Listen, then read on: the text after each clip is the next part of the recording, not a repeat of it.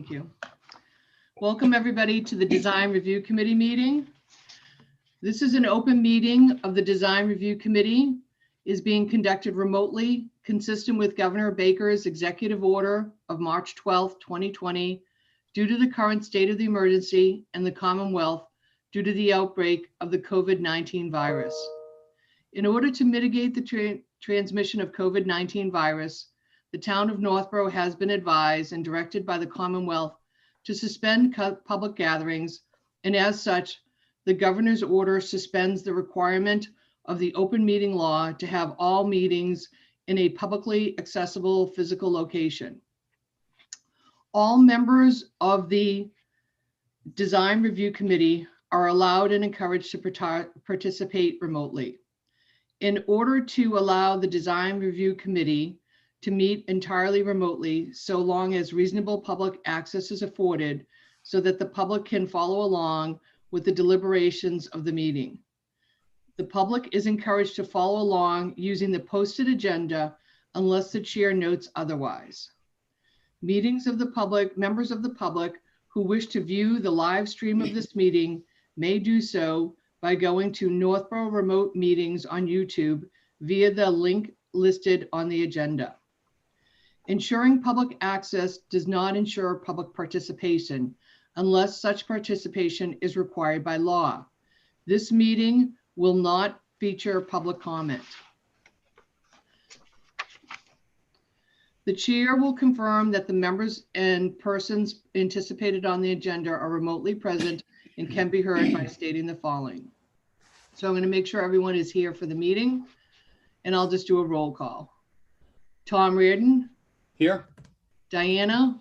Here. Dave Veron. Here. And myself here.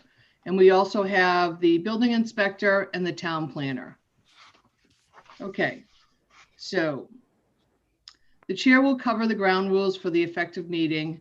And so we will be inviting each speaker and applicant on the agenda to make a presentation and speak to their application. Participants will provide their full name and hold until their name is called.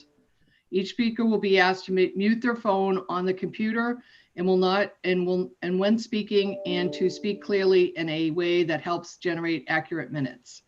Those responding will be asked to wait until the floor is yielded by the chair. So our first applicant today is 1 Lyman Street. And I can see that Jim is here, Vito's here. Let's see, who else do we have here? Everybody seems to be coming on. Madam Chair, we do have a phone number in the waiting room. Okay. I'm not sure if the representatives know who that is, or if they're here for the next. Okay, so for the applicant for 1 Lyman Street, I can see that I have 5 new people who have attended the meeting. Do you want to introduce yourselves and then make sure that everyone from your party's here, and then we can begin the meeting? Hi, Vito. Hello. Hi. So I see a lot of people on. So we got Vito. And Vito, do you want to introduce you? Do you know who Sure. else? Is everyone here? I'm trying to see everyone else on the screen. I'm Vito Colonna with Connor Stone Engineering. Okay. And if everyone else wants to go around. Alok, are you on there? Yeah, I see Alok's on there. Jim, is Jim with you? No. We have Jeff Jang, the applicant, is on. Yeah, I see Jeff. Dave Veron is on, and Yeah, Alok. I'm going to recuse myself from the team here, or as Okay. far as the board goes. Yeah. Okay, I Okay. think we have everybody then. Okay. So we have 4 or 5. Okay, good. So can we make a note on the minutes that Dave is recusing himself from participating in this portion of the meeting? Okay, so welcome back, 1 Lyman. Welcome back, Jeff, Alec, and Dave, and Vito. And we also have Marshall. I see that you're over there too. Thank you, Marshall. Okay, so why don't you guys continue where we left off from our last time that we met? I know that we reviewed a lot of things and we were focusing back on the landscaping again. So why don't we go back to where we ended at our last meeting? And then before we go, I'm sorry to do this. Before we go any further, Kathy, do you want to put up on the screen the samples of similar buildings in the neighborhood or that were presented to us? Sure. These are pictures that Tom Reardon, obviously one of the members of the Design Review Committee, took of Lyman, surrounding properties on Lyman Street, just to give everybody a context. And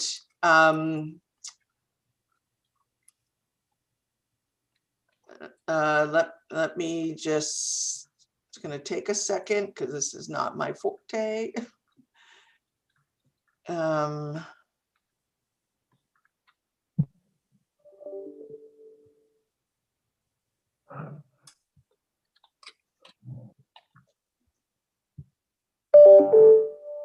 So if we want to start with the meeting, we can, but also just to let you know, Kathy will be putting up pictures of the neighborhood, our Lyman Street, the industrial area, just to get a sense of where this building is located and what surrounds it for design review standards.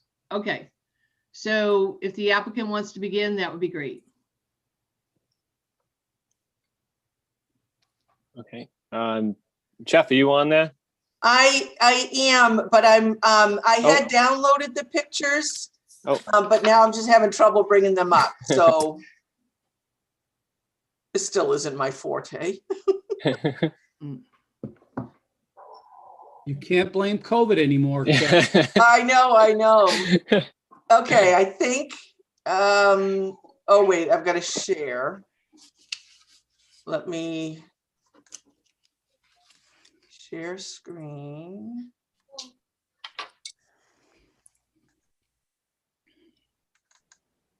Can everyone see that? Yes. Yep.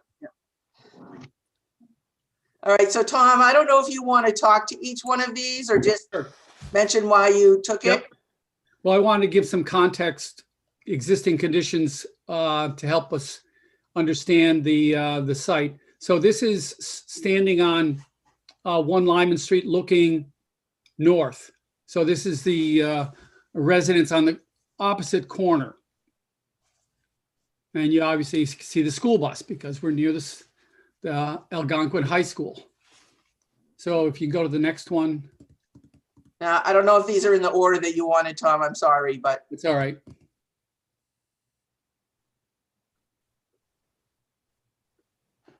Okay, do you see the warehouse? I don't see it. No.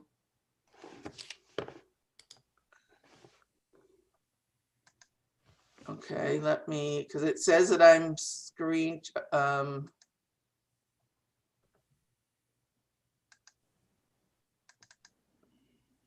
how about now? Yep. Okay. This is going down Lyman Street. This is the one, or actually on Bartlett Street. This is going east. This is an adjacent property in the industrial zone. All right, let me.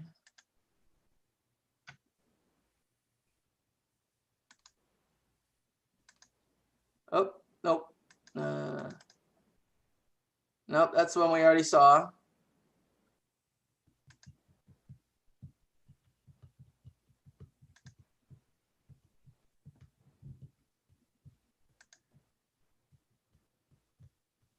Kathy, if you'd like, I can run the photos. Oh, it looks like you got it. It's probably much less painful for you, Diana. Do you want me to? I mean, I don't mind. To have you do it. Sure, I'll do All it. right, this is looking. Okay, thank you. This is looking north on Bartlett, going towards Algonquin High School. And as you can see,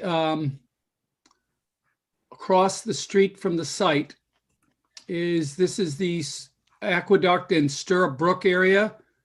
There's no buildings opposite along Bartlett Street from the site.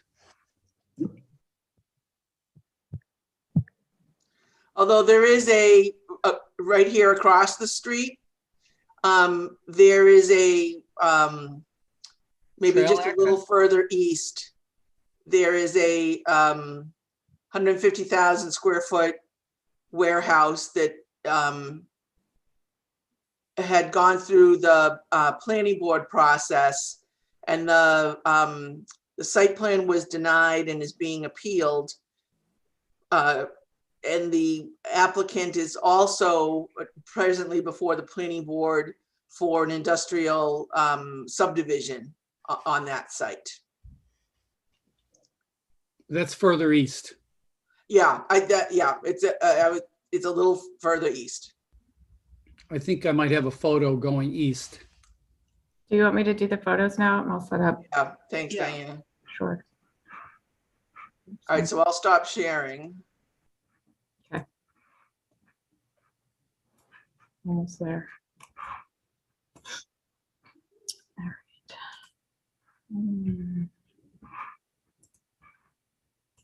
right. Okay.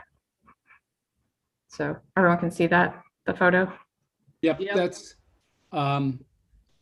you're facing east on Lyman Street. So this is the back corner of the site, and that existing house, the shingled house and barn are where the proposed building will be sited.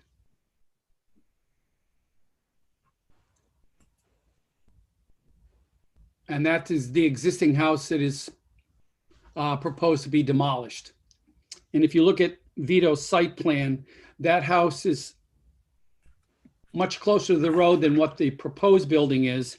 The proposed building would start about where the back of that addition is on the rear of the, correct, about 40 feet back. Of course, all those trees would be removed. Okay. All right, we saw that.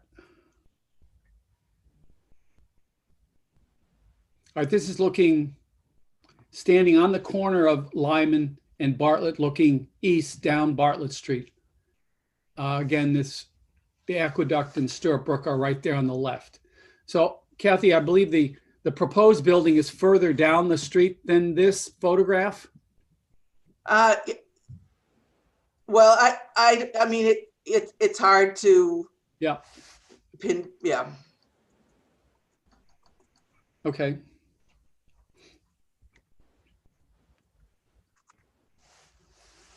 All right, we saw this one. This is the photograph of a sign company on Lyman Street that is adjacent to the site. Also in the industrial zone. And this is on the Bartlett. So those two buildings are the look of industrial buildings adjacent to this property. So you have one house and two warehouses or industrial buildings in the nearest location. So we can go on from now. This is the other. This is That's Lincoln Street. Lincoln Streets. Okay. So thank you, Tom. I appreciate that. So it's back to you now, Vito, for your presentation. Okay, so I think last time for the site plan itself, there was pretty minor edits we had to make on that. Just showing the light pole locations, just coordination items. I think the major items that everyone wanted to talk about were more related to the, the look of the building, the architecture, the landscaping. And Alok and Dave have provided a new set of renderings showing all that information. I think it's kind of what the board was looking for. If they want to kind of go through those, I don't know if you want to talk about any of the site plan first. There really wasn't much for changes other than, like I said, the light pole locations, which just coordinated with the intensity plan, and a hydrant location that was moved. There really wasn't much else. I don't know if you want to go over site plan first or move right on to the. I have a couple questions for you. Sure. On the previous site plan, you located one of the roof drainage systems along Lyman Street. Mhm. You went from a typical boxy configuration, rectangle. So you made a linear one to accommodate the landscaping. That's right. It's the same capacity. Same size, same capacity. We just made it long and narrow so that you could fit the landscaping out in front. So would this roof dry well impinge on the health of the evergreens that are proposed on the landscaping plan? I wouldn't think so. We can ask Dave about that, but I wouldn't think so. was thinking about The the soils there are The so root good. system? I mean, these are projected to be 30-foot trees. Yep. And if I can consult with Dave, and I can always just move it over to the side if we want to.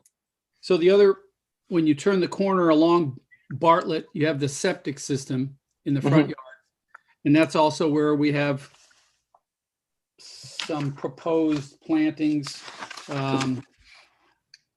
These are to be 40-foot high trees. So what I'm getting at is when these are mature, will the root systems impinge upon the dry well and the septic systems? That shouldn't be. I mean, we can always shift things around. I got so much space out there for the septic system. Okay. That one they're shown is, I think it's about 4 times the size as it needs to be. We had just shown a generous area for ourselves. And the dry well, I can shift that around also. I can consult with Dave on the side and just make sure we have enough space for those. Right. Can people see the site plan? No. It's not No. up. Oh, okay.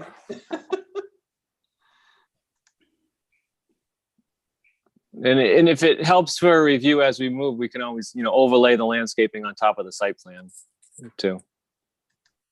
Just so that, when we get through to planning board, we can always do that too.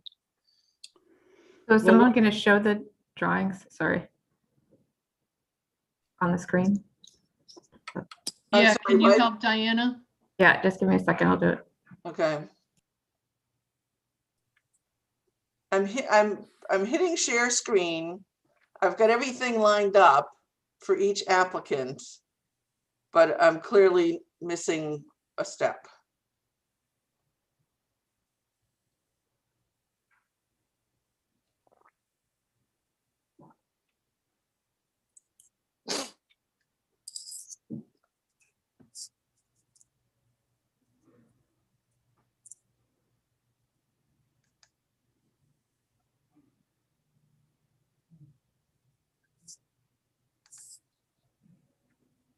Which plan do you want to start with? Site plan. Three of 5. Yeah, so I think I was gonna say, I think it's either the second or third page. Mhm.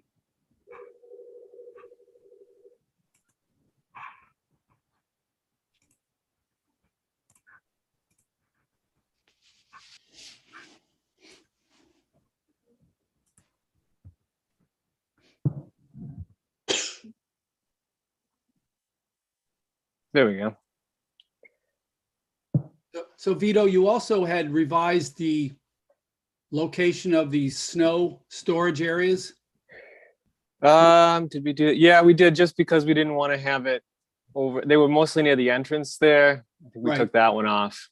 took That's where there's a lot of landscaping there. So at the front entrance, you removed the 2 on Bartlett Street, but you still have 2 at the Lyman Street exit, Mhm. which is heavily planted as well. Yeah, one of them, it looked like you might be able to get through near the loading dock area, and the other one off the end of the parking area. Up at the corners, it's really heavily landscaped, so you wouldn't want to pile anything right at the corners there. Yeah. So maybe Dave can address that when we get to the landscaping. But one other question I had is the minimum number parking spaces required is 32. Mhm. But you're providing 43. Yep. Is that 43 based on the building at full occupancy, or because I think in the previous meeting, they said they were going to have 9 employees initially, but could grow up to as many as 20. So why do you need 43 spaces for 20 employees? That was just because the zoning provides a minimum and maximum. So we just kind of fit in the middle of that range. And it laid out that way where it didn't require us to do excessive grading or anything like that. We just figured if you could fit it without doing much more work, why not? You never know in the future, but this operation does only going to expand to 20 employees. Like I say, though, you have extra space. You could store snow on site. You can, it doesn't really hurt or affect our site plan. And we're already infiltrating all the runoff anyway.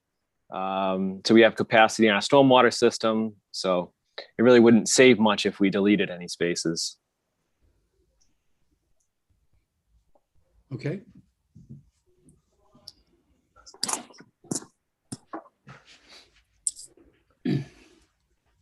Dave, do you want to provide input or answer some of those questions that Vito had or I think Tom had? the extra parking, if that's the situation, that's great. Snow, place to put the snow right there, without having to go off onto the grass or into any of the landscape. If that's the situation, it doesn't cost them any extra money. That's great. That's all on site, right into the parking spots. There you go. Tom, what else were you concerned with? I think it was the closeness of the landscaping to septic or dry wells. I think we just need to talk on the route, the distance the root ball goes. Yeah. And that's all. I mean, the only thing I think we have, potentially any issue would be the Acer rubrum. That would be it. And just, your septic and that's, yep. Just go look at the spacing and where that is. If we do the overlay, we'll be able to figure that out in a few minutes. Not a big deal. Yeah. And I have some flexibility in the front for that final septic layout. So, yeah. So not a big deal. Okay. And how about the snow being pushed onto your ground covers and plantings at the exit on Lyman Street? Yeah.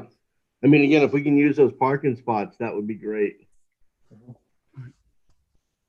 So Dave, when you list the mature height of the evergreens is 30 and 40 feet, Yep. what's the time frame for that? It depends what the actual purchase, the purchase price, or excuse me, the purchase height will be of the actual plants for, if he decides to purchase 10 or 15 footers, or if he decides to purchase 6 footers. My inkling is they're going to be buying really large ones to screen this as quick as possible. So based on that, it's going to be, a rapid growth due to the height, that they're going to be buying in. I think he's going to buy as large as possible in the front to screen as quick as possible. But again, So how does that relate to the renderings that were submitted in terms of the landscaping? Is that the renderings submitted, is that showing the building, the plantings at mature growth or average growth, or at what phase? I think we're showing, in the front, we're showing pretty much mature growth in the front, or, we're using, I wouldn't say mature growth, but we're showing mid to mature growth in the front. So that's maybe a decade or two down the road? Let's say about 10 years. Okay, so the renderings do not show what we will see at completion of construction. That's a projection into the future. Yeah, your projection into the future. Yeah. All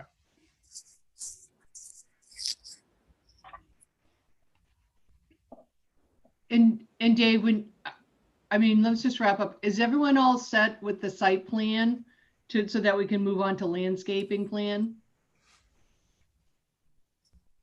Okay. Yeah. All right. So Dave, so when you're talking about the front, are you talking about where they turn onto Lyman Street or on Bartlett Street when you were just The Lyman Street view. the Lyman Street view? Okay. All right. All right.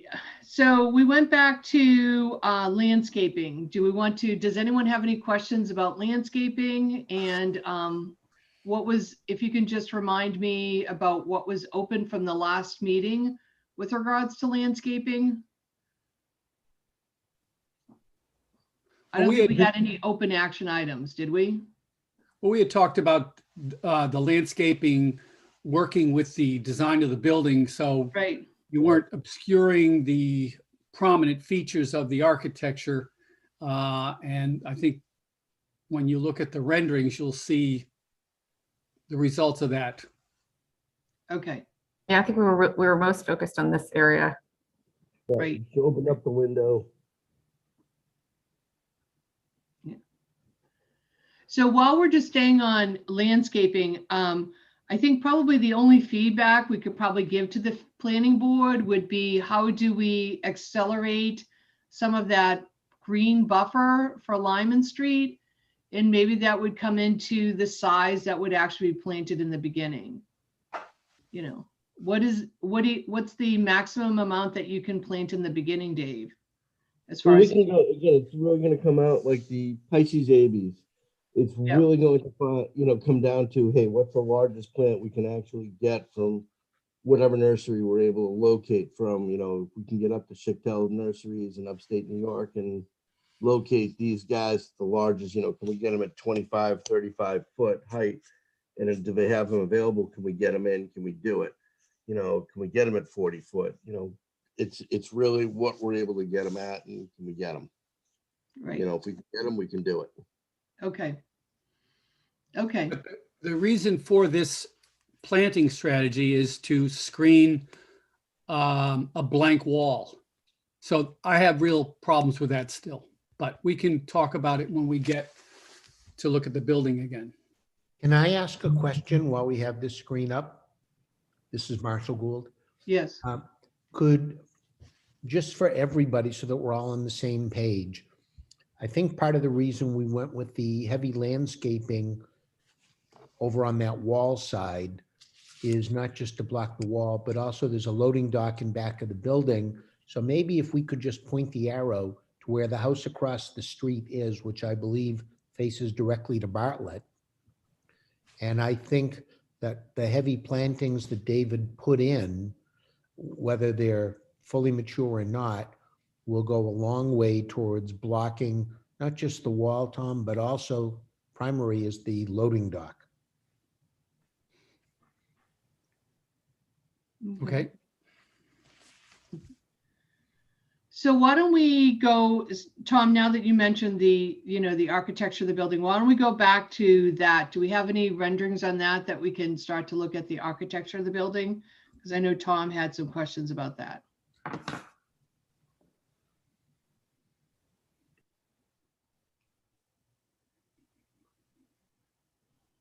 I think Diane is frozen, but Diane, are you able to bring those up, or do you want me to try? I'm just getting them. Am I Okay. still frozen? No, I think I'm okay. Yeah, she's okay.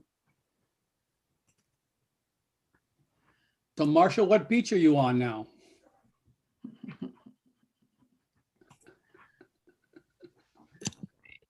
You've been muted. Yeah, It looks like Aruba. And frozen.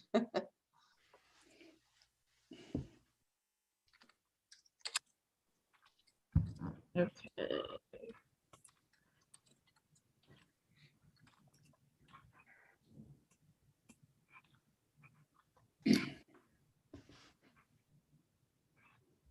okay, so we're back to speak about, here's some of the photos and the architectural design of the building. And Tom had some questions. I think this is the first submittal. It's not the revised design. Okay, Correct. hang on. Sorry.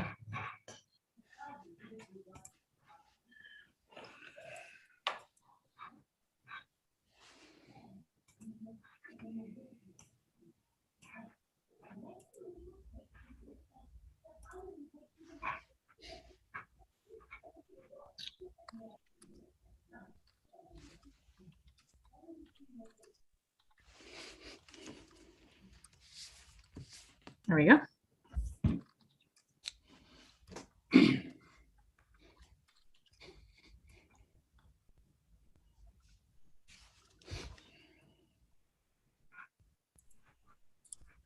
Can you see that?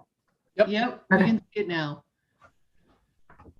So, Tom, did you have questions on this? Did you have good questions on the front of the building, or was it the side of the building you were talking about on the Lyman Street side? Well, the two main elevations are Bartlett and Lyman that Right.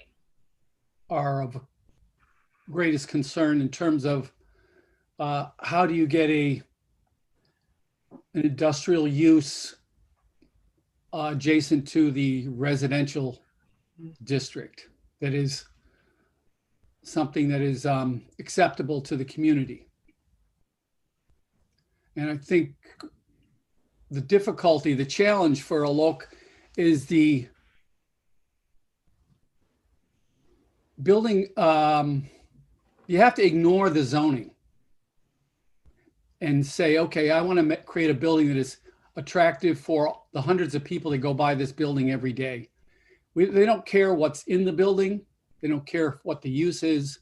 They just want something that is attractive and it's adjacent to the residential area. And the other thing is the scale and the detailing have to make the building attractive, interesting, etc. And if you go with this form follows function ideology of modernism, you want the building to look like what it's being used for. And I think that hinders you, if that's your assumption, on this site, because the most successful buildings in Northborough are those on Main Street, and they aren't based on any particular use. They change over time, but we preserve them because we like them. So this is a prominent site. People coming and going from the high school, they want something that's going to relate to what's around them. And blank walls of warehouses, I don't think achieve that. And the strategy to screen the building, because it's not doing that, is in obviously admitting that a warehouse doesn't look good in this location. So that's one concern. The other one is expressed in one of the residents' letters to the Design Review Committee about the amount of traffic generated by a warehouse. And I know in the last meeting it was stated that the deliveries would be essentially or predominantly UPS and FedEx, which are, 28, 30-foot long box trucks. They're not 16 wheelers. I just need the applicant to confirm that. And if and when there would be larger 16 wheeler. Tom, so at the last meeting, if we can just stay focused on the architecture to give the client something to go back with if we need to ask them to redesign it. So when we talked about the applicant said, I will have 2 deliveries in the day, one in the morning and one in the afternoon, 2 trucks each. Can the applicant actually confirm that? Yes. So we are an e-commerce company. So we sell the goods online, and we use the public available carrier to ship out the bubble envelope, the package, or cartoon box package. So we don't have customers to pick up the order, or we don't do delivery ourselves. So it's the USPS, the US Post Office, and the UPS daily in and out delivery or pickup. So it is indeed, it's more or less like a residential place. So there's no constant truck coming in or out. Actually, I can promise that, if someone does a random drop by here for all day, you can check it out. We are in, on Roseboro Road in Southboro, and there's minimum traffic. Some busy residential house probably has more traffic than we do. And all workers here are the highly educated staffs here. They all get at least minimum bachelor degree. We have multiple master degree employees working here. So we don't have a warehouse worker to, package or to do any warehouse work in here. So yeah, indeed, we give the honest estimate and what we honestly have with regard to the traffic. So the traffic should be the least concern for our business. Thank you. Okay. So if you have such modest deliveries and you're using just UPS and FedEx, why do you need a loading dock?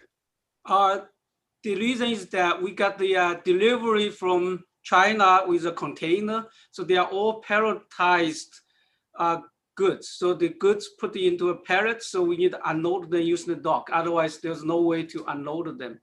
So we got that trailer delivery every 2 months now, once every 2 months now. But you could increase to like once every month. And I believe that's pretty much the modest estimation. Yeah, we don't use the trailer for using the docking for everyday use. Okay. So your docking is used because you get deliveries once a month and they come in these huge pallets. And the only way to access the building and take the pallets off the truck is through the loading dock. That's correct. That's the best and safest way. Okay. I think that question's been answered. Okay. So we have two architects on the board, Tom and Diana. So at this point, I think we need to give feedback on how I understand your comments, Tom, about how you transition from a residential to industrial. So I think we now need to give some concrete feedback on what about the building would we suggest it would change to help make this transition more appealing? Well, I think what Alok has done is moving in the right direction. It's helpful. So the elevation facing Bartlett Street, I believe, is more successful than that facing Lyman Street. I know you have a warehouse along Lyman Street. I would prefer to see windows on both elevations, whether they are, I don't know if you can go to Lyman Street where all the plantings are. Sorry. Getting there. No. There. All right. So rather than seeing trees trying to block a building, I'd like to see a building that presents itself to the community.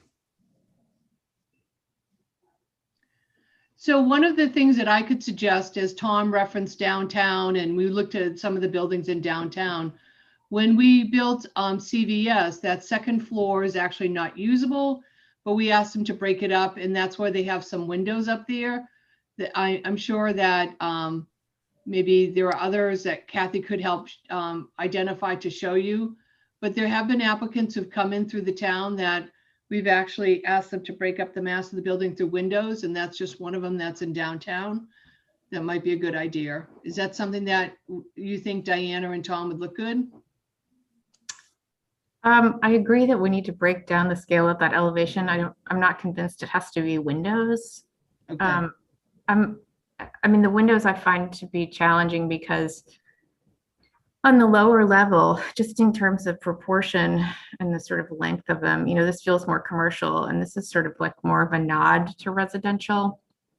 So, but I feel like there are these sort of tensions all over the building between an office building and a residential structure. I mean, it feels to me like a commercial building where we've just put a hipped roof on. And I think there's an opportunity to, through the detailing and the way the materials are, coming together, to provide something that's a little more, first of all, scale appropriate. I think this is still, like you said, Kathy, like this swath of paneling is a little daunting, and sort of emphasizes more of a warehouse look. So, I mean, I'm not going to design the building by any means, but I feel like, this is extremely commercial architecture. And then this is that sort of blend with the windows that are different. And then we have, over here, something that's a very different aesthetic with that dark wall. I'm also a little concerned about the colors. I'm not opposed to like the signage and all of that, with the logo, but I think that also makes it look much more commercial.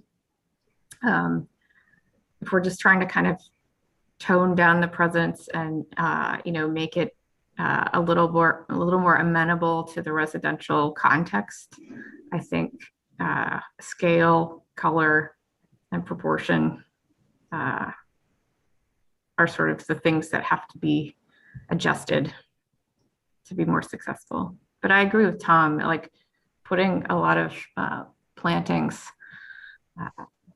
on the side of the building is not really a way to address the situation. Okay. Vito, is this helpful to you for feedback? Do we lose Vito? Well, Vito's the site designer, not the building designer. Where's the Sorry, building I was on designer? mute. Okay. Alok. Where's Alok? I think he's on here. I'm still here. Yeah, There I'm you here. I'm listening. Okay. Yeah, I struggle with, I completely understand the preservation of old architecture in downtowns and, assigning multiple different uses to existing buildings because they exist and we want to, keep historical references in those downtown areas. When I'm designing a building from scratch, I am kind of, as Tom rightly noted, a student of modern architecture and kind of am stuck with a little bit of form follows function. And you have a big, gigantic warehouse, and that's unfortunately the only way to break down the scale of it is to go, Las Vegas and Disney World on it a little bit, which is to do something along the facade that is completely makeup. I don't know how else to break down the volume, because you need a box for warehousing, for racking on the inside that's 24 foot clear. And the reason why we're able to achieve the amount of warehousing they need in 17,000 square feet is by having that clear box. I can't put, dormers into it or do a lot of gestures of in and out to create interest along the facade, because that creates massive inefficiencies on the inside. So we're talking about appliques on the facade that are fake because it needs nothing. It doesn't need windows. It doesn't have a breezeway. It doesn't have, dormers and roof lines. And so without purpose, I find it difficult, although I completely understand what you're saying. I find myself at a loss for a design solution that would achieve what the design review committee is requesting of us. The hip roof all around was one fairly simple attempt to say, okay, rather than having these flat parapets, let's give it a hipped roof and a gable end and try to bring in that element of residential architecture, and then broken down the windows with more mullions to try to, keep these large glass panels from just being large glass panels. And we did play with the colors and finally came up with a way to kind of make the building uniquely for Cable Matters and not just a generic building, and therefore introduce their colors into the building. But I do understand your concerns. I'm just finding myself struggling for a architectural solution that achieves what you're looking for, outside of really just making this out of clapboard and siding and putting in fake windows with trim all around and corner boards, and that's residential architecture to me, is those components. But I have no place to, even on that big blank wall, which is the warehouse wall, you can add fake windows, which gives you an opportunity to do trim, etc. You can even potentially do some vertical reveals along the building that to your eye breaks up the building into, patches of squares versus a long rectangle. But yeah, I'd love to see, something, if there are any examples that Diana, you have from your works, or Tom, you've seen, that you can just send to me and say, look, this was a really successful project done in Southborough or an adjoining town, or, I'd love to use that as some inspiration. Well, I appreciate your interest in modernism. I but I don't think applique is really the solution so much. I mean, there are, even in the modernist vocabulary, one of the examples that you still see a lot today is just the texture of the building, because that can break down the scale. I mean, if you want to go really modern, you could look at like Herzog and de Meuron, because they really think about like the texture of the envelope and what that looks like. And, you know, I think there are so many ways you can achieve that without putting fake windows. I'm not advocating for fake windows, but I think you have to break down the facade somehow. And that might even, you know, you might even consider the volume itself, because it's just that long continuous wall. So there are ways to make it feel a little bit more to the scale of residential. You know, if you have some variation in that wall, that doesn't necessarily follow the function, but I'm not sure exactly how all that space is going to be used. But I think that, you know, I mean, I can look for some examples, but I think that, I mean, it's a tough design problem. I acknowledge that, but I think that the important thing also here is that the building looks cohesive. And so I wouldn't, you know, I understand you're signaling the entrance here, but you're also signaling it here. So if we're going to do this, then maybe this is toned down much more. You know, you don't need, I mean, a canopy is great, but you can also have a vestibule within the building to sort of accomplish the same thing.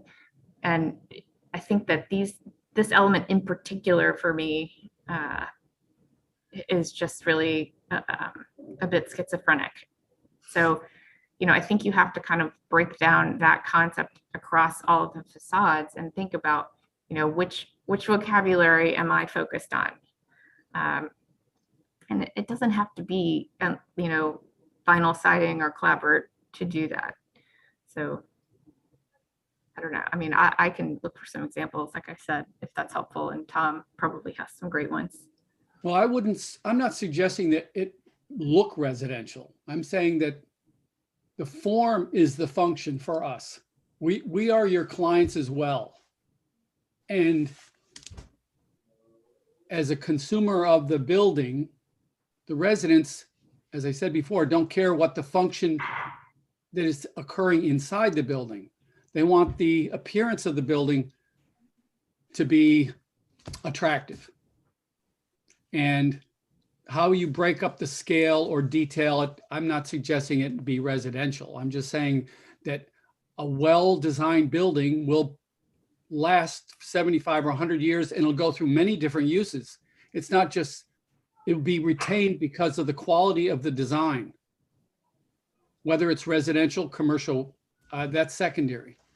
So as examples of contemporary buildings that are, I find attractive, I'm not suggesting for this site, but on the Mass Pike, you go by the community rowing building. I don't know if you're familiar with that. Yeah, the rowing building. Yep. It's a large building. It's beautifully detailed. I don't know what's in there, but it's a very attractive.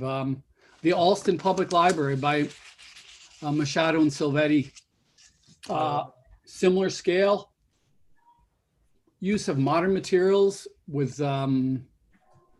breaks up the scale and so forth. So I'm not suggesting residential detailing. I'm suggesting a well-composed facades on Lyman Street and Bartlett Street, regardless of what's behind it. So. Okay. So for the sake of time, we actually will have to continue this hearing because we're running out of time. We have two other applicants. We had a little technical difficulties when we started this morning. So, all right. So for the applicant, we'll have to continue this, but I think the takeaways from this is definitely the site plan appears to be working fine for the committee.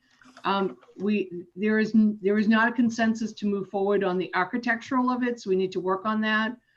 And then with the landscaping, I don't hear too much negative feedback from the committee or concerns, but I would, on the takeaway, Dave, would be to look at what your client, or maybe if there's any additional homework done ahead of time, about what would the expectation be of what someone would see when they would drive by initially in the beginning, And so that would be what materials you'd be able to get, you know, if you're approved, what materials you would be able to get within the next, I don't know, 6, 8, 9, well, obviously several weeks from now, that you'd be able to get to plant there. What height are you actually looking for? Right. And so maybe that's something you could come back with Dave for the committee the next time, so that you could say, here's what I'm able to plant, so that so when the plantings are done, the public can know they weren't expecting 40-foot trees and they're seeing something that's like 6 foot. It's going to take 20 years for them to grow. I think that maybe we can work on that expectation ahead of time. Is there anything else from the committee that they want to give to the applicant to work on for the next meeting? Kathy, I wanted to make one more point. I feel like we need to understand the architectural solution before we, you know, sort of approve or not approve a landscape solution. They need to work together. Yeah. And I think that because the building is still in flux quite a bit, that, you know, I don't think we're necessarily set on the landscaping. So to Tom's point, in the winter, for instance, you want to all the time, really, you want to see a nicely detailed elevation. And so to me, the landscape should be secondary to that. Okay, thank you. All right, if there's nothing else, does the applicant feel like they have enough to go back with and that we can schedule for the next meeting? Yes, I think so. We'll work together and resubmit the design for the committee to review. Okay. I don't know how soon you can come back, but I was going to ask the committee to meet within 2 weeks. So 2 weeks is March 30th. Sure. I think as Diana mentioned, that we need to focus more on the architectural design, and then fit that into the landscape design. So, you know, the site plan looks okay to everyone. So, yeah, I think we'll work together and take all the points shared by the committee, and we'll submit the design work again. Thank you. Kathy, we would have to wait to see if you have a license available for us to. I actually had checked before the meeting, Michelle. There looks to be licenses for that week of March. That I had looked at the 29th, the 30th, and the 31st, and April 1st for that week. Those are all available. So if you want to focus on Tuesday, the 30th, if that works for everyone. Yeah. So does it work with this board? Tom and Diana, are you okay with the 30th? Yeah. I am. Yes. Okay. Dave, okay with the I'm- 30th? All right. And how Good about with the that. applicant? And I'm sorry, Dave, did you? Morning. good?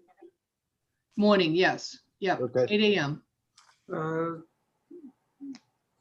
So March 30th, 8 a.m. Yeah.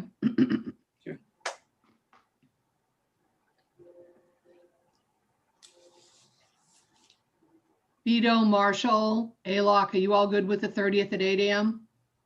Yep. Yep, All that right. sounds good. Okay, and Jeff is good. Good. Okay. All right, well, I think it's been a great discussion. I hope that you have enough information now, and then maybe if we can send you more information, this will help you. And then hopefully back on the 30th, we can see another different architectural design that we can begin to work through with that as well. Okay. Thank you. Okay, we appreciate it. Thank you. Thank you. Have a good week. Okay, we're waiting for our next applicant to come on, and that's the applicant for Hudson Street. So we want to pull in Peter Bemis.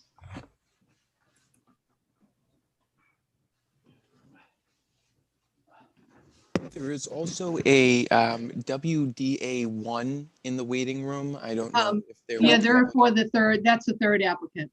Perfect. Okay.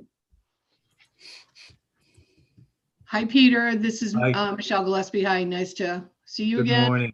And then, so thank you for patiently waiting for us. Hey, We had to Peter. work through some issues with this applicant. And so if you want to just start right in for time's sake with your, the changes. that you Sure. wanna I make to can, your, I can be quick and try to yeah. get you back on schedule here. So Okay. if you would start with that plan, yes, the site plan. So when I was working with Fred on this project, we very much wanted to try to separate the driveways. However, the architectural plan that we provided had a center combined garage with the units on either side for the entry. This plan that's come forward now does just what we had been both working towards at the time of our design work. So the site plan pretty much reflects where Fred and I wanted to go with this, and it just implements all of those details. So if we could just advance right to the architectural, this is by Shane Architects, and a couple good things come from this. Yeah, the elevation, thank you. If you remember in the previous plan, the roof line was a full height roof line, gable to gable. And the only step was the fact that the unit stepped back and forth a bit. So it looked a lot more, it looked a lot taller and just had a lot more volume to the street.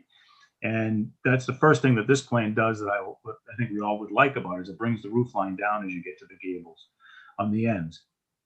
And then by bringing the garages to the outside, you kind of have the entry, I think, just looking a little bit more lower profile, more in keeping with the other homes that run the street.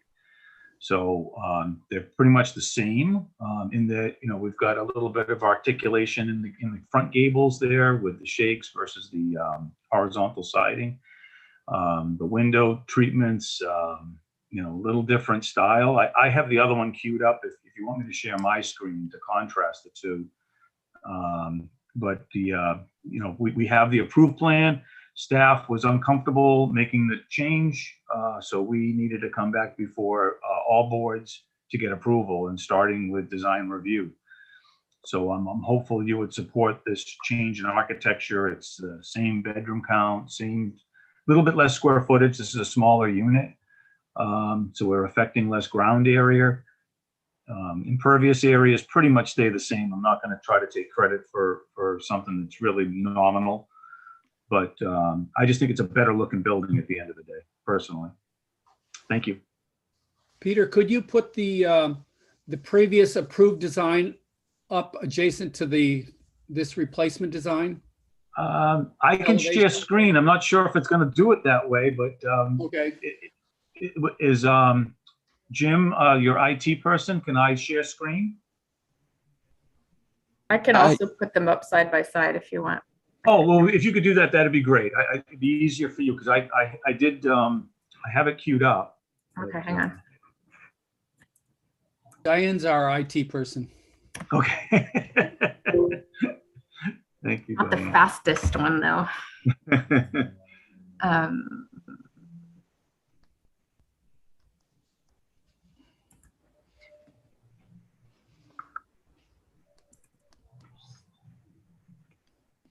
Just give me a second so I can get Sure. both of them together.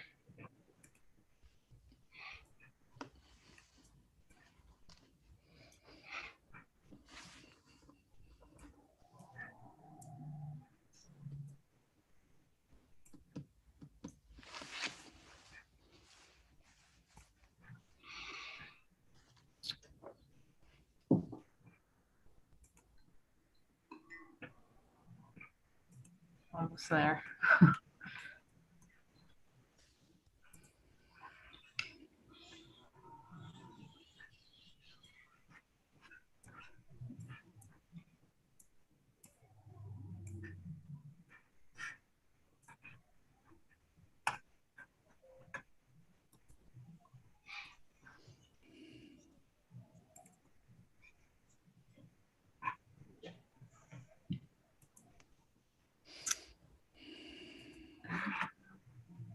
Sorry, I have two screens now.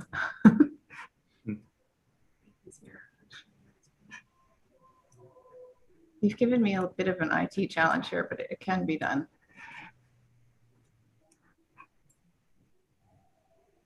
Okay.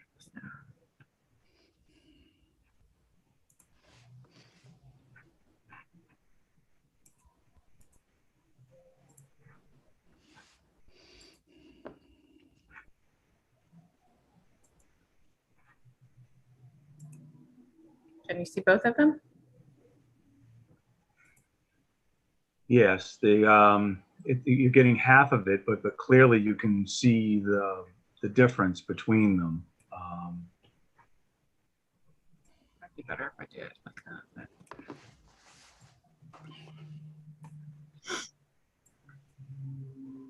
There you go. I think there's certainly enough. Oh, that's even better to contrast them.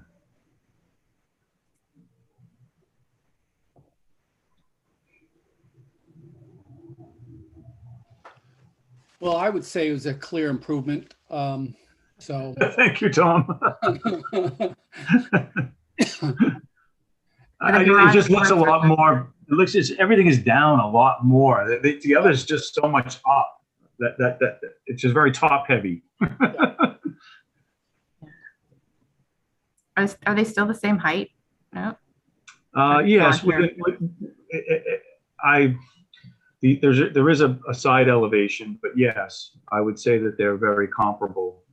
We're not talking about, if anything, that maybe there's a foot difference between them, but ours would be lower. I'm not taking the claim for more, but you can just see how much higher the gables are on the RDI versus the Shane. Yeah. I mean, the garage doors are much less prevalent, at least in the way they're drawn. But yes. I think the extra vertical paneling in those, helps break it down a little bit. I did have one question. I mean, I know this is just a rendering, but those are really normal size millions, right? No. Yes, I think it's just the way he draws it, that they're not intended to be those like are 4-inch mullions. I was worried. Well, I don't know why they're drawn that way. That's why I'm asking that. Yeah, I don't either. He's been doing it for years. Don't worry about it. Yeah. But you know what I like? I like it because of the symmetry, but it focuses your eyes to the middle with the flanking double gables, and your eye goes to the middle, and then when you get to the middle, there's nothing there. Now that's troubling. You've got these 2 box bay windows. I know, maybe if that little short roof come through right there. Yeah. Yeah, because I think this proportion is working well at that level. So I agree, Tom, that break is disturbing because that's the focus of the composition takes you to the middle of the building. You get there and you get this odd little discontinuity. So are you suggesting the roof come through and then possibly not even have the horizontal siding? Right, Peter, I want a big tree. Oh, okay. So not necessarily change the architecture, but do it through planting. Yeah, like your eye is drawn to the middle of the building and there's nothing. I don't know whether you can do it architecturally or do it with landscaping, but you could put a prayer niche, a statue of St. Francis, something. Lots of options. Okay. To occupy that place. But I think it's a big improvement. I like it much better. All right. Well, let me do this because I'd like to give the builder the opportunity. So Mr. Poutre is out. He sold it to a gentleman who's actually going to build a custom home, and he's already sold the units. And when he did, he went back because we got caught up in this whole thing about the change, and he was going to try to pursue the RDI plan, and the people liked the one on the left much better than the one on the right. So that's why I'm before you to try to get this revised. They really don't like the other plan at all. So let me give him the opportunity to do it architecturally or through plant material, but I will definitely do something about the middle, one way or the other. Yeah. And Peter, can you just confirm that he's going to actually use the style of garage doors on the rendering that he submitted versus the old style? I like the new ones better.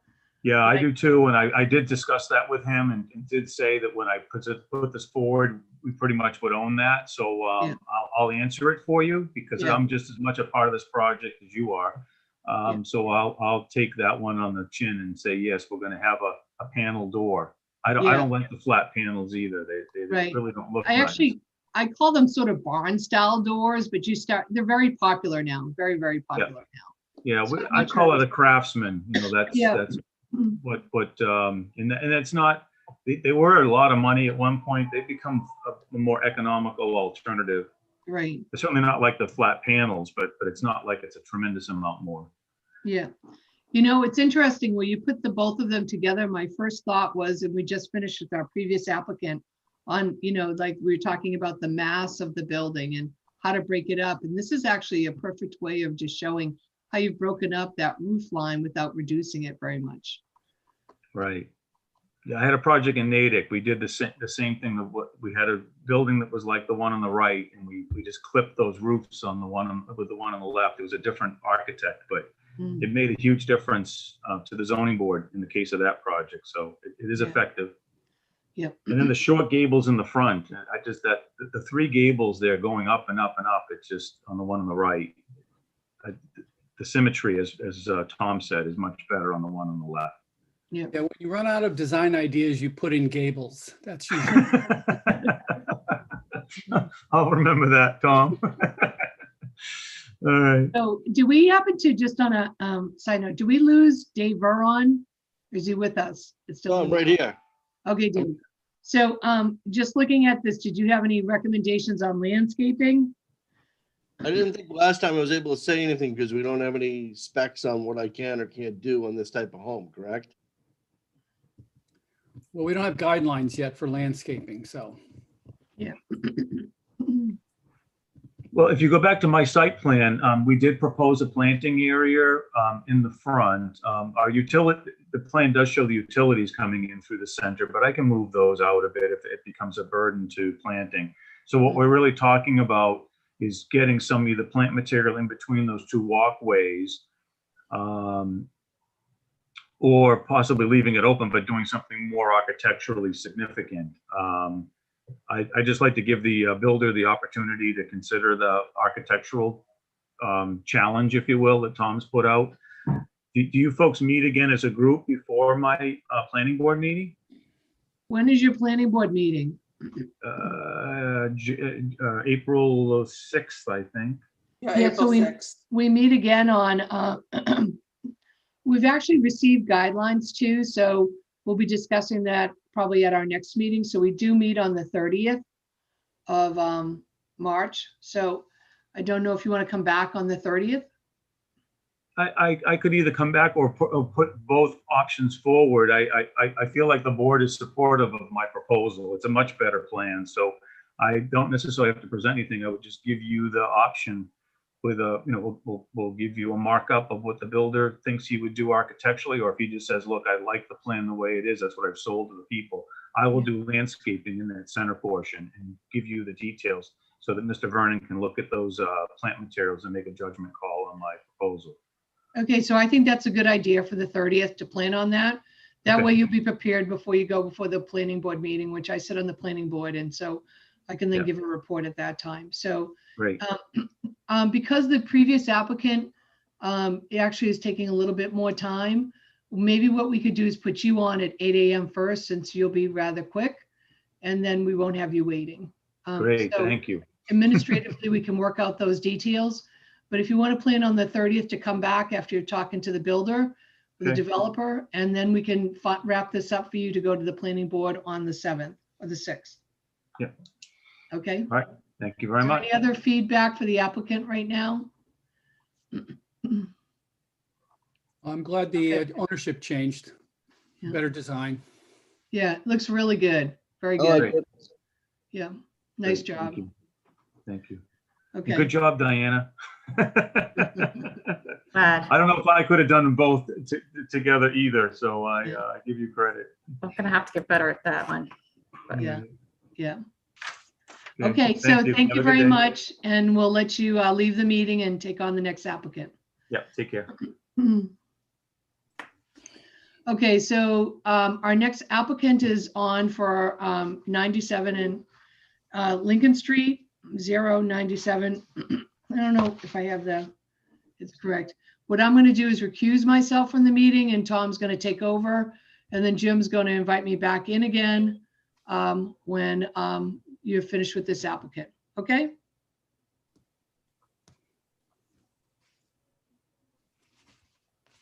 So Kathy, is it possible we could bring up the photographs, or Diana, photographs for Lincoln Street? Yep, I've got them here. Text?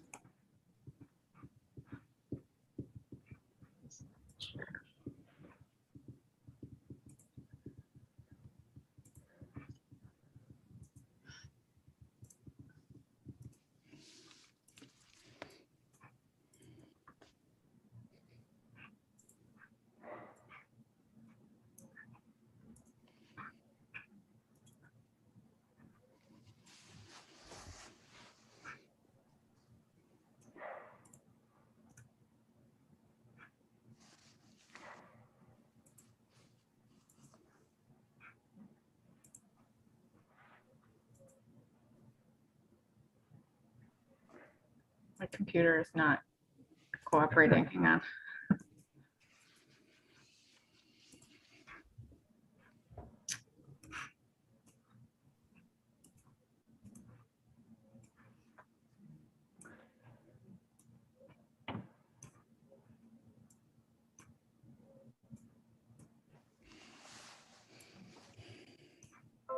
Okay.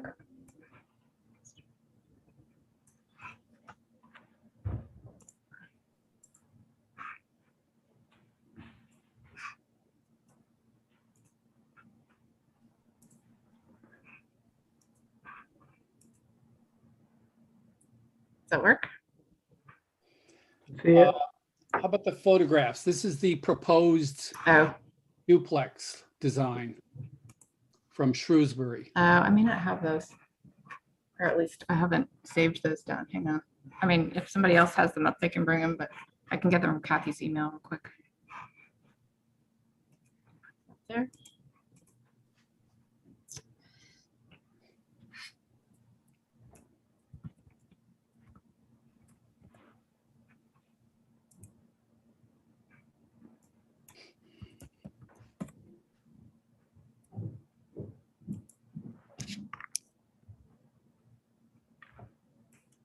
These are all the ones you took, right? Yep. Okay, got it. You got them, Diana? I do. Okay, 'cause I just pulled them up too. Okay.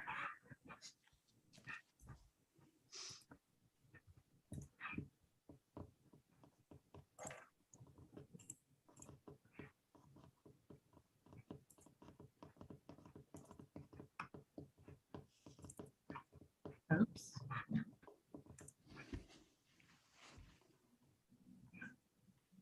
So Kathy, if there's a better way for me to get you photographs in the future, let me know and we could simplify this process. Yeah, this one was a little tricky of what, you know, the guys in IT had to do. It was easy enough for me to just get them from you, Tom, just by, you know, requesting permission. Yeah. But then I couldn't save or share them. I see. So we'll figure it out. Okay. So this is Lincoln Street looking, whoop. This is looking north towards the middle school. So you have a, you know, some splits across from the school. We go to the next one. This is looking facing west at the site where the proposed duplexes would go. So it's currently a vacant lot. Further up the street is Rice Memorial Church on the left side, and on the other side is the middle school. The next slide is Bigelow Farms, which is across the street from the proposed duplexes. I have to take credit for this complex, so I know what it looks like.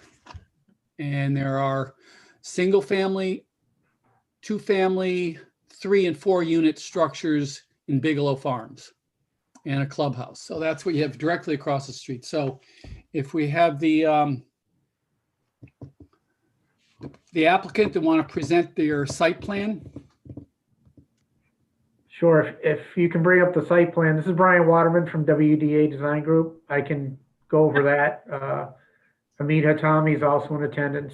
He's the proponent, but if we have the site plan to share, I can discuss the site a bit. Thank you. So as Tom pointed out, this is a wooded site. It's approximately 8 acres in total. The existing lot layouts, there's 5 actual lots that comprise this 8 acres or so. We're showing the proposed, just a proposed separation for 2 lots, you know, meeting the minimum 150-foot width for frontage and lot width. It's got 2 zones on it. The front 200 feet is a residential C, where the rear is residential B. There's a groundwater 2 and 3 overlay towards the left of where your hand is right now. You can see it labeled there. That's the divide for the zone 2 and 3 groundwater overlays. The site is wooded. There's quite a bit of wetland from the middle portion back. You can kind of see that's the approximate wetland line. I highlighted it in green there, closer to the proposed development. Yep, right there. There's an intermittent stream down to the south, right off the edge of the property, between the property and the church. And as Tom pointed out, the middle school is to the north. And Lydia's Way, you can see labeled there to the east, is directly across. It goes to the Bigelow's farm. The site historically had an old barn or a house on it, kind of where the southerly units are located right now. We're just starting to get into some of the property line stuff on the site. I just recently flat delineated the wetlands last Friday, so we'll be locating those on the site to get an accurate location and eventually filing an ANRAD with the Northborough Conservation Commission to confirm all the wetland locations. So we're starting that process, but we know the site does not have municipal sewer available. It's to the south quite a ways, and in discussions with the town, it's not really viable to be extended at this point. So we'd be looking at on-site septic. We show 2 septic systems, one to the north corner there. Yep. We did some exploratory soil testing last year with a soil evaluator, and it looked good. And we've also got a system to the south for the other duplex there. Both those are shown roughly located where we did the soil testing and outside the 100-foot buffer zone. Again, that's from this approximate wetland line, but the town has a more restrictive septic component than Mass DEP. Mass DEP is 50 feet. The town requires 100 feet from a wetland. So that's why it's laid out in this manner for this conceptual. So we're showing the two. The site is really pretty flat coming off of Lincoln Street. There's about a 2 to 4 foot change in grade. It doesn't even seem like that much when you're in the woods, just because of the scale here. And again, as Tom pointed out, there's split level single family across the street, and then the Bigelow Farms, which is single to duplex units. So we've shown 2 duplexes with the driveways located here, meeting the septic and wetland setbacks per the town, again, based on the approximate line that we had, from our mapping of the field. Obviously, that'll be nailed down when we get the line located and approved. But and then we also sent along some examples of the units that Prestige has utilized before and some of the layout. So I don't know if you want to call those up or if you have questions on the site itself. Can we stay on the site plan for a little bit? Sure. So Brian, you will be going before conservation because the buildings will be in the buffer zone, correct? Correct. And yeah, we would need to file a notice of intent. Our initial thought is we're going to file an ANRAD to confirm all the on-site resource areas. Once we get those survey located and then get them confirmed with Concom. And then we would be preparing, then we'll have good information. We can do our witness soil testing and then really nail down a layout that meets all the setback requirements from wetland, from zoning, the septic design and things like that. so as what is proposed would be in conformity to the zoning bylaws and regard to frontage area, setbacks, et cetera. You're not requesting any variances or waivers or special permits? No, not at this time, no. Okay. So it's permitted by right in this zone? Yes, yeah, in the residential C, yes.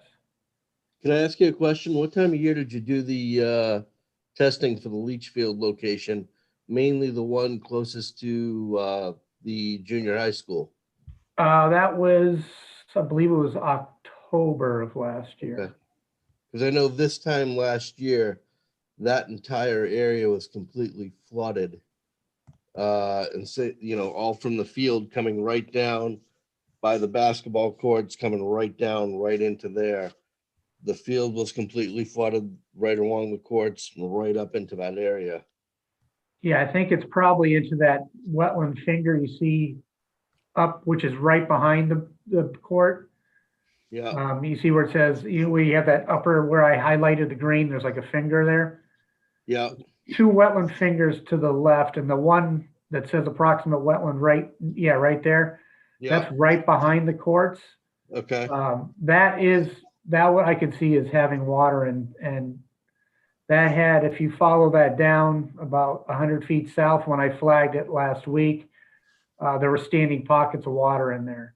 Out where we did the septic testing is bone dry, and it was bone dry in October. well, in October, yeah. I just know this time of year it was brutal last year. Right. Yeah. Oh, I don't doubt that had water in it. There wasn't any. Yeah, there was a little ice in that finger, and then as you went down to the south, that had standing pockets and flows out to the intermittent stream to the south. Yeah, I mean, I haven't been in the field this year, but I know this time last year, that entire field was filled too. That's why I was wondering when you did it. It was just like, I was surprised that burnt. Yeah, So- no, up there, I mean, you're 4 feet in elevation above where that finger is. So Okay, I don't doubt that finger and everything else is underwater quite a bit. Like I said, there was Yeah. standing ice and pockets of water in there when I flagged last week. Yeah. But it's high and dry up where that testing was done. okay. Are they proposing to use full basements for these buildings? That's a question for Hamid. Hamid, are you there? Well, it's not relevant right now, but Yeah, I Yes, was just wondering. I think they are doing basements. we are, full basements. with, Tom, but before you go much farther, Brian, I just wanted to point out that the duplexes do require a special permit from the planning board. Okay, They used to be allowed by right in the residential C, but there was a change, and so it requires a special permit with the planning board. okay. Kathy and Tom, I have a 9:30 meeting. I have a 9:45, so. okay, So I apologize. Okay, Diane, I think this was I mean, again, this is their first time here, so Yeah, thank you, Diana. Tom and Dave, you can figure out if you want them to be back on the 30th. Okay. thank you. So I wanted to have another couple of questions for Brian regarding the site plan. Sure. So in our discussions with a consultant, we're trying to develop design guidelines. And one of the issues that are not public yet, but just to share it with you, is that they're trying to get the duplexes not to have all the garages facing the street, Okay, which would imply the possibility of having a garage on the side yep, and one on the front, or both on the sides. Looking at the southernmost site, you have a little extra room. Is that a possibility? You could use Schedule 40 pipe in the septic and you could still drive over it. Is that a potential, considering the buffers and the constraints you have in terms of keeping the septic out of the buffer? yeah, I guess that's a question for Hamid, if they could do a side load garage on any of these units. If we were to do a side load garage, it would completely change the building layout inside as well. Because as the plan is laid out right now, the two garages are on the interior section of the building. And we have reason why we've had success with building the duplexes in this fashion. It's because it affords the homeowners more personal space inside, soundproofing inside, because they share less common walls with one another by having the garages on the inside. By trying to put a side load garage in, like what you're proposing for the southernmost unit, that would mean that that entire structure would have to be designed differently. Well, could we call up the architectural drawings? I think We have I- access? I think I can.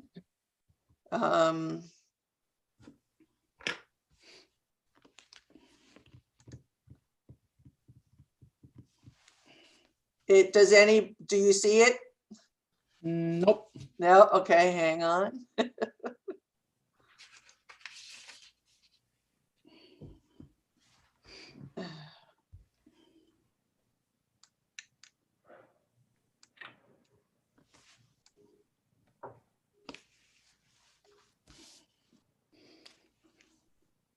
Tom, just a question as far as the garages. I mean, in this particular neighborhood, I think the houses across the street and even the ones possibly in Bigelow are all their garages facing the street?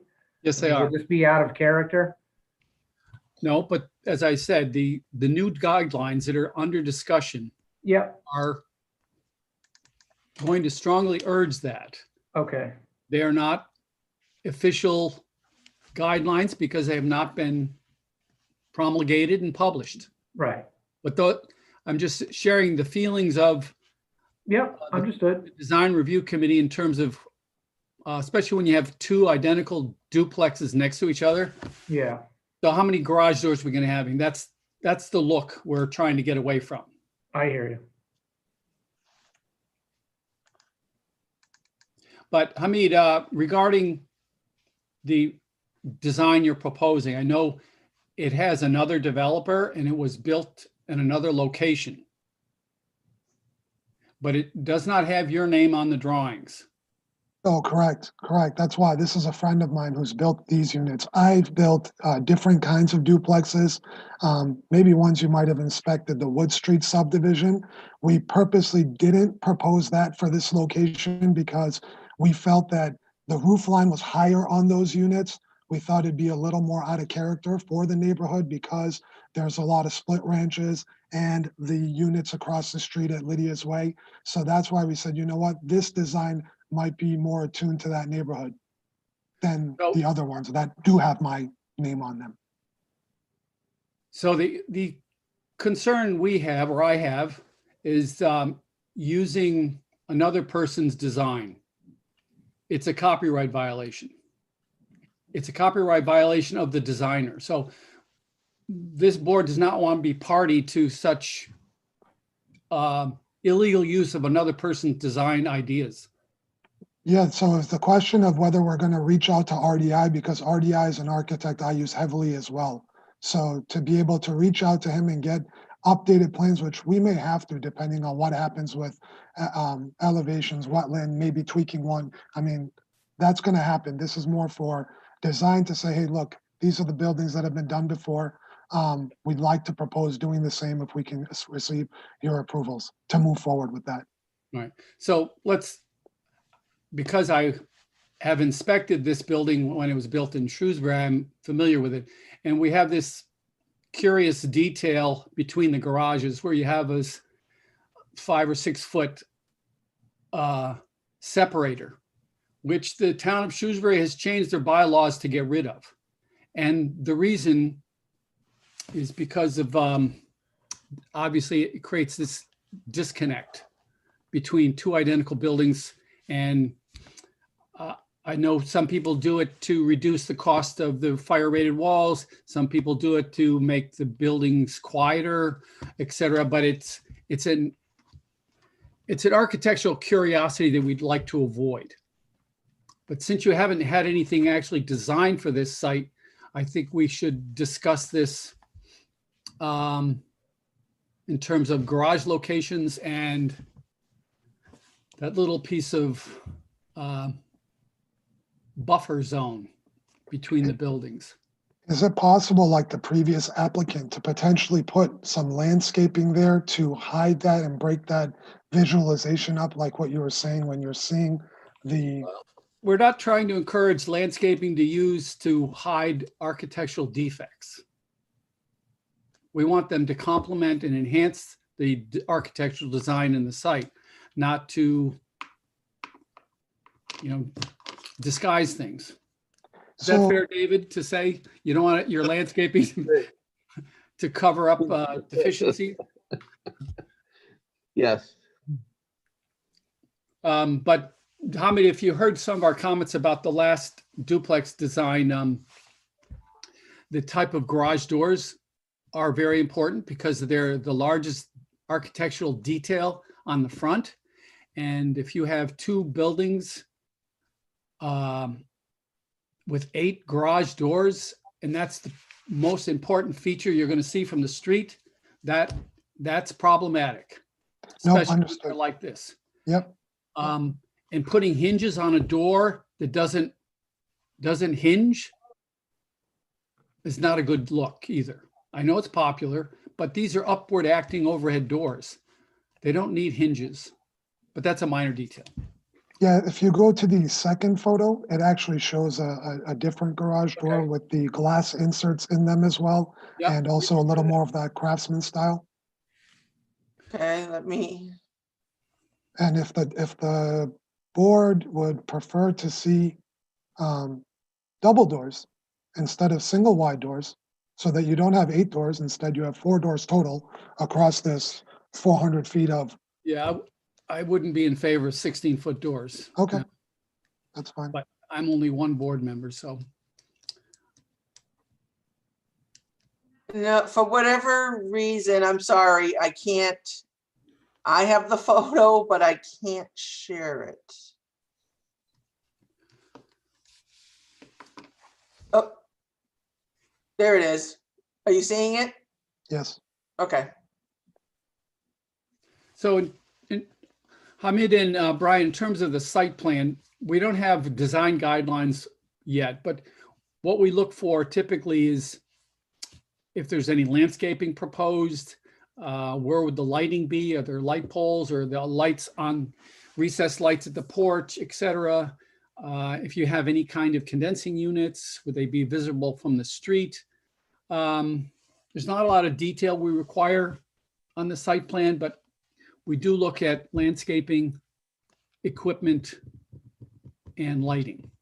Okay, So, the next go around, we would want some feedback in terms of that. So we have, the reason again, we have both pictures of these duplexes provided is because they have 2 different options. And again, we wanted to see what the board prefers so that when we come back, we can come back with something that's more preferable.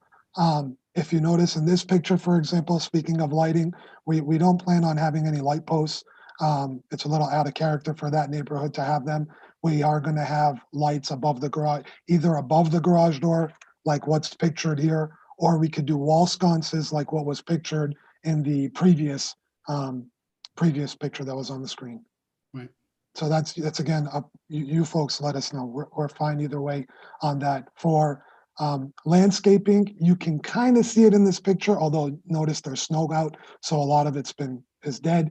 But there is a mulch bed that is created in front of that bump out window in the front for both. So each homeowner gets their own landscaping to do what they want with. We do plant our own azaleas and boxwoods and what we can find at the time of year where it's done. And then we have had instances where our buyers have come in and ripped them all out for cultural and religious reasons and planted their own. So, but we do provide that as well. And then for the condensing units, which aren't shown on this plan, I believe they're on the sides of the building. And our project is, as you noticed in the site plan, which isn't on the screen now, is heavily wooded.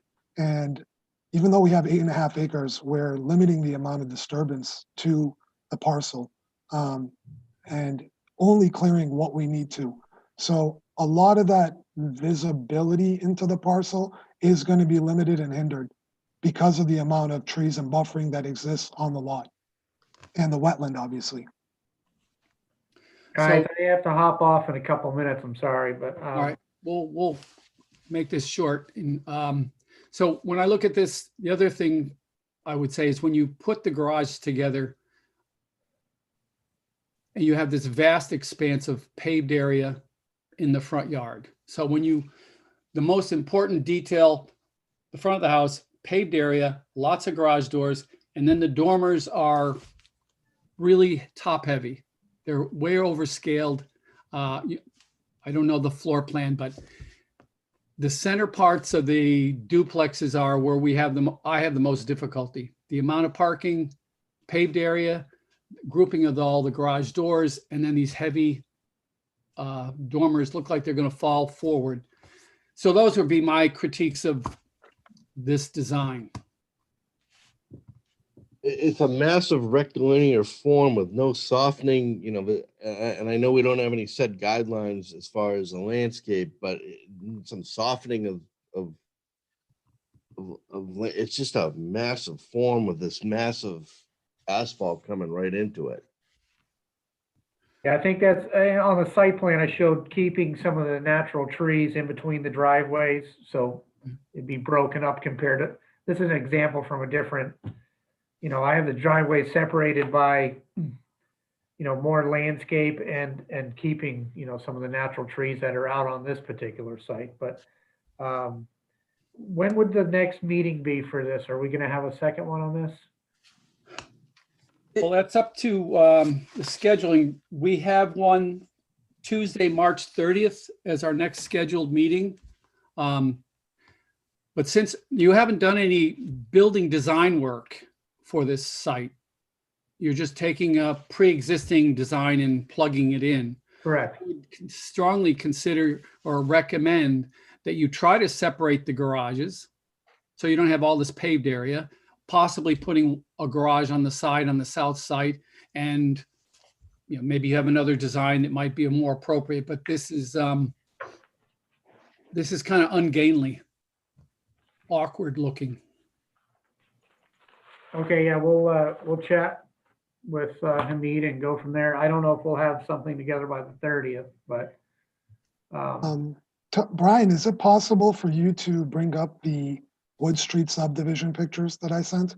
Can you share your screen, or no, it's not possible? It's only. No, and I don't have those pictures in front of me. I'm on a different machine. Like I said, I've got to hop off here. We have a meeting at 10 o'clock, so. Okay, so we're going to have to end here, and thank you for the presentation, Hamid and Brian, and get in touch with us if you want to be on the next agenda. Okay. Well, thank you for your time. Thank you. All right, take care. So if we could call Michelle back in. Okay, thank you. All right, so we probably have these three applicants that came before us coming on our next meeting, which is on the 30th. And just to wrap up what we discussed, we have some guidelines that we've received. So we're going to discuss, I'm going to review them, and we'll send them out to the board and see if, Kathy, would you recommend this be in a different meeting? Obviously not in the same meeting. Yeah, I think what we need is a separate meeting with Judy. Okay. So I received them at about midnight last night, so that's why nobody has them. But I sent them to Michelle like it's 6 this morning or something, just so that she knew that we had them. So I can get actually I've asked Judy for some dates in April for her to meet with us.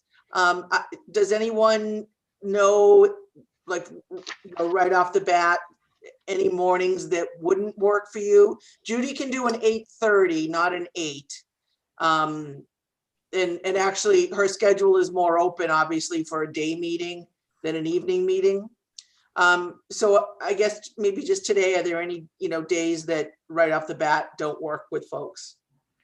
So why don't we, conflicts, yeah. what do you have? No conflicts, Tom? No conflicts in April, right? Dave? I'm starting to get really, really bad. April, May, then I'll start loosening up in June again. Yep.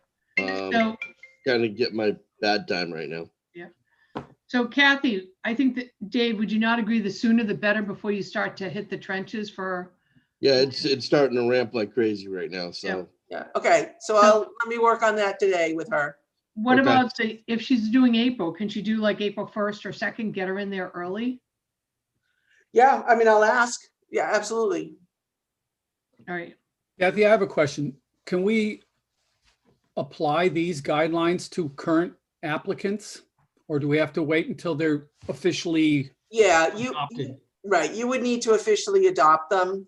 Okay. But I mean, certainly, you know, you can make the suggestions like you were doing today, Okay, you know, particularly on the Lincoln Street project. all right. But yeah, I mean, again, they're always advisory in nature, but you know, you do need to adopt them before you start saying, you know, this is what you need to follow. Right, okay. Fair enough. All right, and then Michelle, you do the minutes at the next meeting? Yeah, so we were missing a board member who could not attend due to a family emergency. And then we had one who needed to leave a little earlier. So let's do the meetings, the minutes at the next meeting, which I'm wondering if we should do them in the beginning, Kathy, just get them over and done with. Sure, Yeah, sure. okay. And then the way we do the next meeting, let's try to get some of the applicants that are easier, like for example, Hudson Street, and then go into either Lyman or Lincoln next. Okay. Because, and then Kathy and Jim, is there any way that you guys can figure out how to do this? You know, putting up on the screen these different. Yeah, I know they're I'm the one who needs to learn more how to do that. Okay. But in the bigger picture, we're encouraging the applicants to come prepared to share their Okay. which they should all be doing because They shouldn't have to do it, right? what they're talking about as opposed to, you know, myself or Diana in this particular instant, you know, I mean, it's not difficult to do, but it really should be the applicant that's doing this. So you're the contact with the applicant? Oh, So- absolutely. Yeah. Yeah. So at the next meeting, could you say to them, if you really want to be successful at the meeting, you need to be prepared to be able to show your site designs and everything on the screen and be able to switch back and forth and do the double screens that we wanted. Okay. Absolutely. I agree. So if you could do that, that'll make it a more efficient meeting. Today, I think, you know, wasn't as good because we're all trying to figure out how to get these up on the screen. So we did receive a couple letters from residents, which we'll take care of at the next meeting because the applicant's not here. Received them late in the morning today. And so is there anything else that we need to discuss, Kathy? I don't mean that we received late in the morning. We received them late for the meeting, early, first thing this morning, we received them. Yeah, no, I don't have anything else. And Okay. so I'll go ahead with your, you know, March 30th meeting. Yeah. And, work with Judy on hopefully, you know, that, you know, first, like the, you know, April 1st. April 2nd, I think is going to be an issue for me, but April 1st and then into the following week.